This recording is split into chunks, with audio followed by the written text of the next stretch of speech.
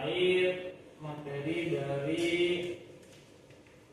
skor kesalahan dalam tugas diskrit dan kontinu. Ya. Fokus on research 1.2 dan 1.3 yang dibuat oleh Pak Burhan Hambali.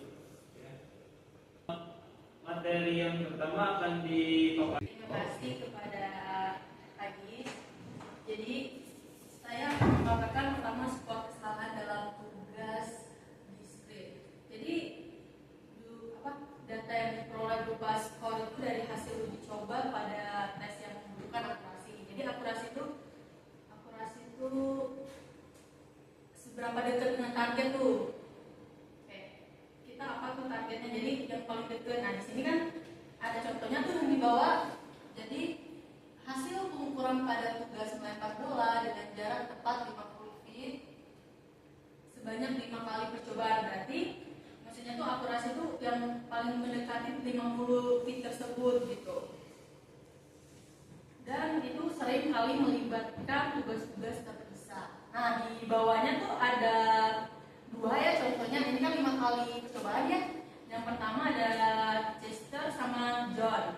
Mereka 5 kali tuh. Nih, di sana ada nilai 46, trial kedua 52, trial ketiga 39, dan trial keempat 55, dan trial ke 560. Sedangkan John 40, 54, 48, 46, 49. Nah, di sini ada pertanyaan nih buat teman-teman, kayak pertanyaan manakah siswa yang lebih terampil berdasarkan skor dari tugas melempar, Chester atau John? Jadi kita berempat kan? Jadi menurut AI, nah, menurut A, Chester atau John yang paling tepat tuh kayak apa? Yang lebih terampil? Chester. Oke, Chester 1 dari yang ke John 1 menurut Chester. Oke, dan menurut Apasya? Chester. Berarti yang paling banyak Chester. John 1 kan? Oke. Next, 3 kesalahan dalam tugas diskrit, dan bagian saya itu content error. Jadi kita tesnya melalui content error. Oke, selanjutnya. Dalam proses pengukuran content error atau content error itu disebut dengan kesalahan konstan nih, dikenal sebagai kesalahan sistematis, yaitu kesalahan yang mempengaruhi hasil pengukuran secara terus-menerus. Maksudnya, saya jelaskan sedikit ya teman-teman. Yang menurut saya, jadi kayak data itu yang artinya itu kayak data yang dikumpulkan berasal dari yang tes yang bentuk keterampilan gerak atau hasil. Dalam konteks ini kayak peserta tuh diminta melakukan beberapa percobaan, kayak tadi kan percobaannya target tuh 5 kali percobaan kan, mendekati ke sasaran atau melakukan lemparan dengan jarak tertentu. Oke, dan yang selanjutnya kayak sumber kesalahan yang menyebabkan pengukuran dan penyimpangan secara konsisten dari nilai sebenarnya. Jadi apa sih itu? Jadi kayak sumber kesalahan tuh muncul kayak ada faktor-faktor tertentu seperti tidak mempengaruhi hasil pengukuran, sehingga hasil yang diperoleh selalu lebih tinggi atau lebih rendah nih dari nilai yang sebenarnya. Kan sebenarnya tuh nilainya mau dimintain 50 feet kan. Dan yang sebenarnya itu kesalahan konstan dihitung sebagai perbedaan positif atau negatif. Rata-rata antara nilai yang diamati dan nilai aktual sepanjang dimensi yang diminta. Kayak kesalahan yang dihitung tuh kayak selisihnya antara positif, kayak seperti seandainya nih contohnya, jika seseorang atau alat ukur dan itu memberi hasil yang lebih tinggi atau lebih rendah dari nilai aktual, maka perbedaan rata-rata itu tersebut tuh disebut dengan kesalahan konstan. Dan selanjutnya salah satu cara paling jelas untuk menentukan subjek mana yang lebih akurat. Nah, cara kita mau tahu dari yang di bawah nih, di sini ada nih rumusnya ya. Nih, di sini kan ada rumusnya. Nah, apa sih ini di bawahnya udah dijelasin ya? Kayak itu apa jumlah, ininya itu norma percobaan, X-nya skor untuk mencoba ke I, T-nya jarak target, dan N-nya jumlah percobaan. Oke, next. Nah, di sini ada contoh kasusnya kan. Jadi yang pertama tes skor kesalahan Chester pada percobaan pertama. Jadi yang kita amati dulu kan 50 tuh, 50 dan skor aktual yang diperoleh 46. Itu yang kita contoh pertama dulu kan. Nah, terus skor kesalahannya tuh kan 46 dikurang 50 menjadilah min 4 fit. Nah, selanjutnya sedangkan kesalahan si John percobaan kedua skor yang diamati kan 50 juga. Jadi yang pertama itu 40, jadi 40 dikurang 50 jadi min 10 fit. Nah, di samping yang selanjutnya ini sini udah ada dihitung ya. Kesalahan konstan itu kan rumus ya. Yang percobaan ini kan nilai mereka yang di atasnya. Nah, sedangkan ini kan skornya, nilainya dari hasil kita tadi. Jadi kayak 52 dikurang 50 berarti 2. Sampai lagi nih nilainya. Jadi nilai si Chester 0,4 dan sedangkan John min 2,6. Itu kan rata-rata dari ini. Bagaimana sih itu bisa mendapatkan nilai 0,4 dan sedangkan John min 2,6?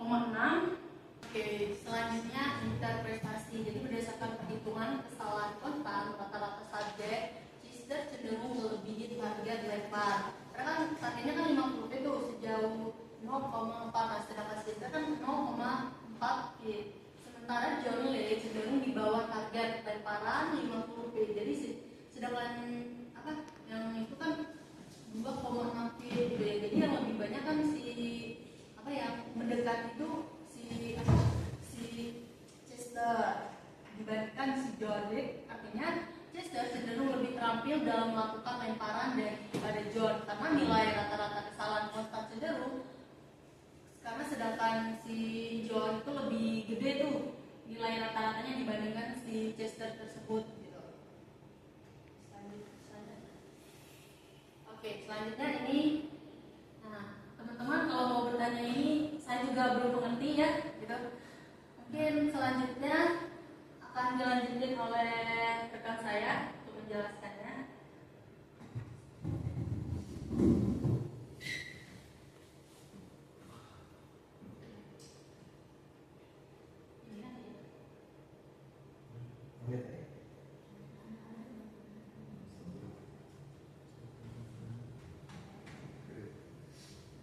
Ya, bismillah, ini melanjutkan dari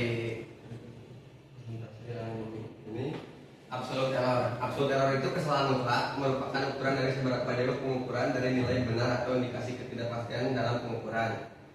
Jadi absolute error itu menghitung seberapa jauh lemparan meleset dari target, tapi arah kesalahan diabaikan, tidak peduli lebih jauh atau kurang jauh. Kesalahan mutlak ini dilaporkan dalam satuan yang sama dengan pengukuran.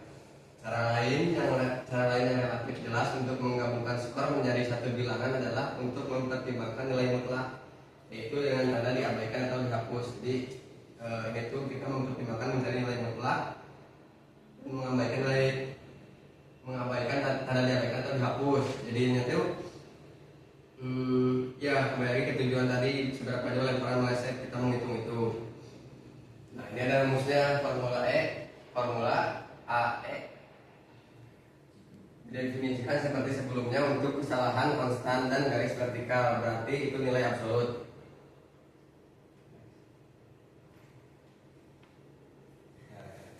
Di tadi kan udah dijelasin ya skor trial dari si Chester itu ada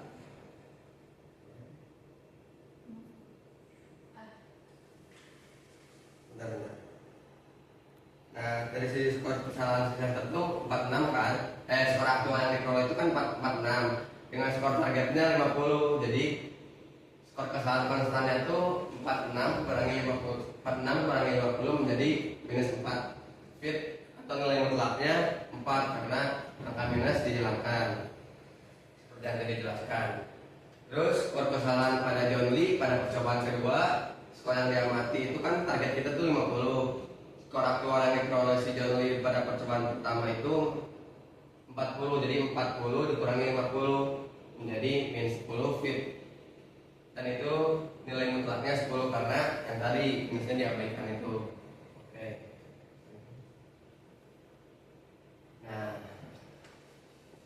ini adalah skor kesalahan mutlak, cara menghitung kesalahan mutlak dengan formula dengan rumus sebagai berikut: skor hasil percobaannya nilai aktual dibagi target, dengan target sama dengan 50 feet. Nah, di sini sudah terlihat ya, si Chester tuh percobaan pertama 46, kedua 52, ketiga 39, keempat 55, kelima 60, dan si John Lee 40, 54, 48, 46, 49. Kesalahan mutlaknya ini 44, 2, 11, 5, 10. Kenapa itu dapat dari mana? Dari yang tadi dijelasin, 50 dikurangi 46 sama dengan 4, harusnya 46 kurangi 50 harusnya kan minus 4, dihilangkan minusnya jadi 4, dan ini tuh dibagi dijadikan rata-rata diminin 4 tambah 2 tambah 11 tambah 5 tambah 10 bagi 5 menjadi skornya 6,4. 6,4 Chester dan 4,2 John merupakan rata-rata kesalahan mutlak subjek. Itu teman-teman.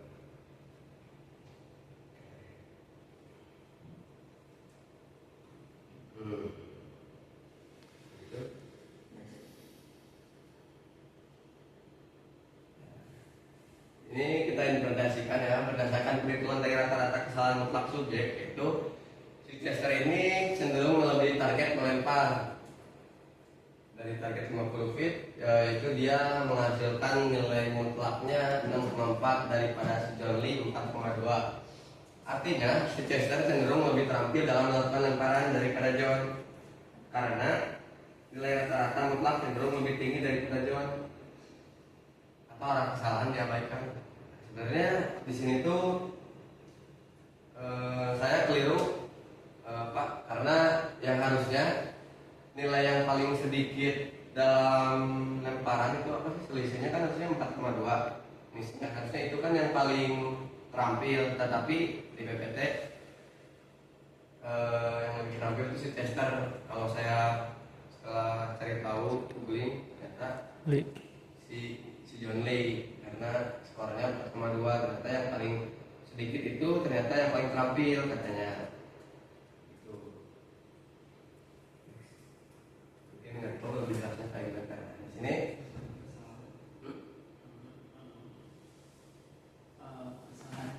Iya, jadi gitu. Karena kalau dilihat menurut saya juga itu kan kesalahan terkecil, pasti kan yang paling kecil dari si nilai mutlaknya itu. Tapi di sini mungkin, tapi di sini si Chester cenderung lebih terampil dalam melakukan itu. Nah, ini berarti ya, gitu. Ini kan target 50 feet itu 0. 50 feet 0. Kenapa paling tinggi? Karena itu udah target sempurna, Pak. Target sempurna si John Lee itu 4,2 tuh. Di sini juga udah terlihat ya, bahwa si ininya John Lee, tapi di tadi sebelumnya Manchester. Jadi untuk mana yang lebih terampil itu sebetulnya John Lee. Di sini Manchester di bawahnya. Coba dari nilai mutlak si John Lee sama si Chester.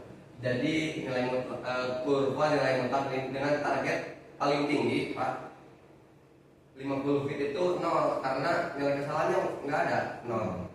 Dan ini si John Lee mau mendekati ke 0 paling tinggi. Ini Chester di bawahnya begitu.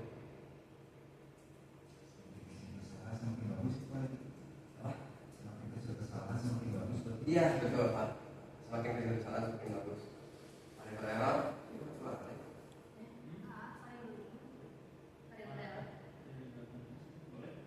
Oke, selanjutnya mungkin penjelasan dari saya cukup dilanjut oleh Bapak Agus.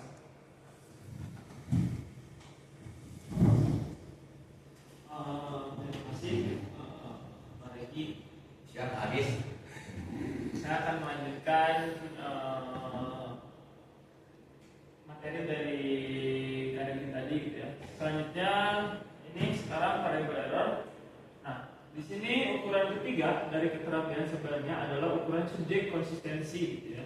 Yaitu seberapa berbeda skor setiap individu dibandingkan dengan skor rata-rata CE atau kesalahan konstan, gitu ya. Selanjutnya untuk menghitung kesalahan variabel VE tadi, cara yang dilakukan dengan mengkuadratkan perbedaan antara skor kesalahan setiap percobaan dan kesalahan konstan subjek sendiri, gitu ya. Nah, ini formulanya ada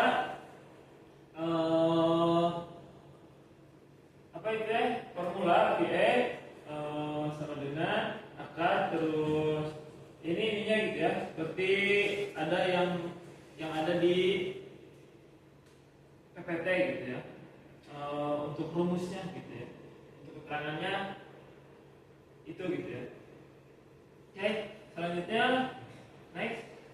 Nah, ini kita langsung ke contoh kasus ya. Contoh kasusnya, skor kesalahan Chester pada trial pertama adalah skor kesalahan konstan trial pertama ada min 4 gitu ya. Rata-rata kesalahan konstan Chester 0,4 gitu ya. Kesalahan variabel di trial pertama adalah min 4 dikurang plus 0,4 gitu ya. Jadi sama dengan min 4 titik 4 kuadrat gitu ya, sama dengan 19,36 gitu ya. Terus yang selanjutnya skor kesalahan John Lee pada trial pertama, skor kesalahan konstan trial pertama min 10 gitu ya. Rata-rata kesalahan konstan Chester 2,6. Kesalahan variabel trial pertama min 10 dikurang min 2,6 sama dengan min 7,4 kuadrat gitu ya, sama dengan 54,76 gitu ya. Selanjutnya oke, di sini hasil perhitungan keseluruhan kesalahan mutlak gitu ya. Formulanya seperti yang di atas gitu ya. Skor kesalahan konstan Chester di trial pertama min 4, trial kedua 2, trial ketiga min 11, trial keempat 5, trial kelima 10. Dan C-nya 0,4 ya. Jadi pun yang ada di tabel ya. Trial pertama min 10, trial kedua 4, trial ketiga min 2, trial keempat min 4, trial kelima min 1, dan C-nya min 2,6. Skor kesalahan variabel pada tiap trial sebelum dikuadratkan gitu ya. Ini sebelum dikuadratkan. Selanjutnya ininya Chester min 44, trial kedua 1,6, trial ketiga min 11,4, trial keempat 4,6, dan kelima 9,6 gitu ya. Sedangkan John Lee trial pertama min 7,4, trial kedua 6,6, trial ketiga 0,6, trial keempat min 1,4, trial kelima 1,6 ya. Selanjutnya formulanya yang di atas ya. Kesalahan variabel pada tiap trial setelah dikuadratkan, berarti ini dikuadratkan gitu ya. Yang pertama Chester yang trial pertama jadi 19,36 ya. Trial kedua 2,56, trial ketiga 129,96, trial keempat 21,16, trial kelima 92,16, P-nya 53,4 dan dikuadratkan P-nya 7,3 dan jadi pun sama begitu gitu ya. Jadi nilai rata-rata kesalahan variabel PI Chester 7,3 dan John Lee jadi 4,5. Nilai PI Chester lebih tinggi daripada John Lee gitu ya. Oke, selanjutnya. Oke, berdasarkan perhitungan rata-rata gitu ya, kesalahan variabel subjek Chester cenderung lebih tinggi ya, 7,3 daripada John Lee 4,5 gitu ya. Artinya rata-rata lemparan Chester cenderung lebih mendekati ke arah sasaran 50 feet daripada John Lee gitu ya. Namun demikian, meskipun rata-rata lemparan Chester lebih mendekati sasaran daripada lemparan John Lee, hasil lemparan Chester dari trial pertama sampai dengan kelima cenderung lebih tidak konsisten daripada lemparan Johnny gitu ya. Jadi kalau konsisten dilihat dari skor awal itu konsisten gitu ya. Nah selanjutnya skor kesalahan dalam tugas berkelanjutan ya. Sama halnya dengan tugas dalam diskrit, skor tugas berkelanjutan mampu menghasilkan banyak kesalahan dalam suatu percobaan gitu ya. Metode umum yang digunakan untuk mempelajari skor kesalahan dalam tugas berkelanjutan adalah dengan menghitung ukuran yang disebut root mean square error atau RMSE gitu ya. Merupakan ukuran kinerja yang lebih kompleks daripada skor kesalahan untuk tugas-tugas discrete.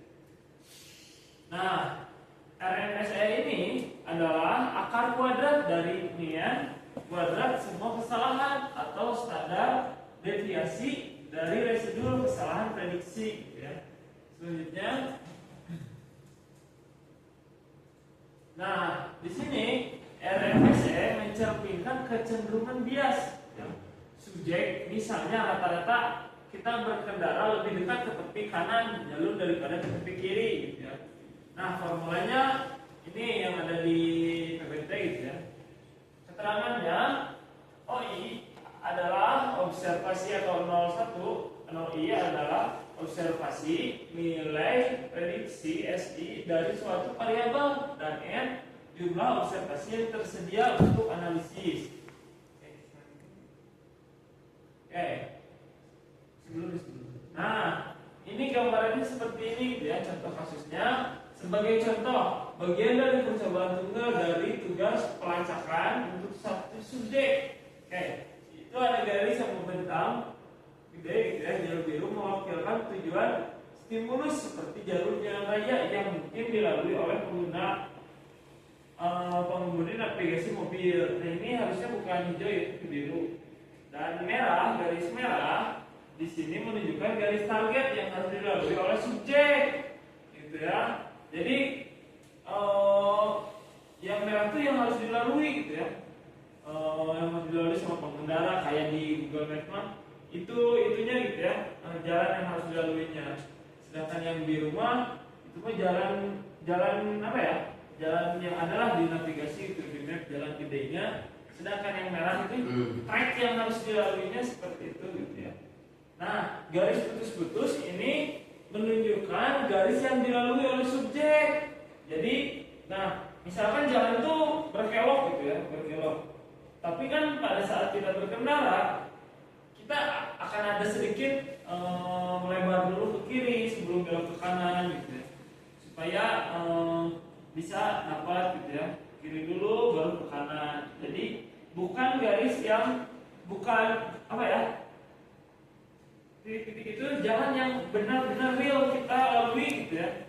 Jadi kalau dalam mapnya seperti itu, tapi pada saat kita lalui kita ada ke kanan dulu lah, ke kiri dulu lah, keluar dulu atau masuk dulu. Seperti itu gitu ya. Ini contoh gambarannya.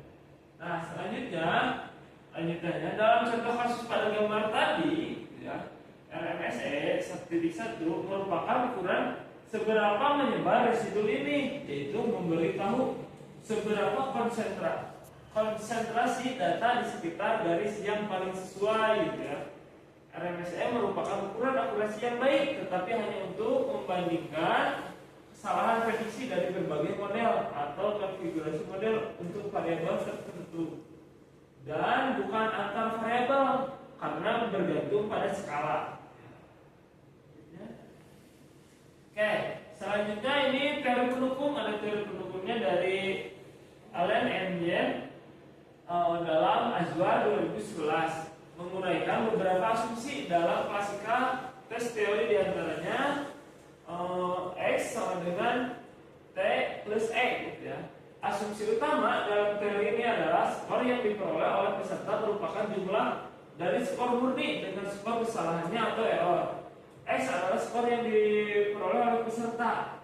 T adalah skor yang sebenarnya atau skor murni, sedangkan E adalah skor kesalahan atau error SWOT. Di sini dalam Suharto 2011.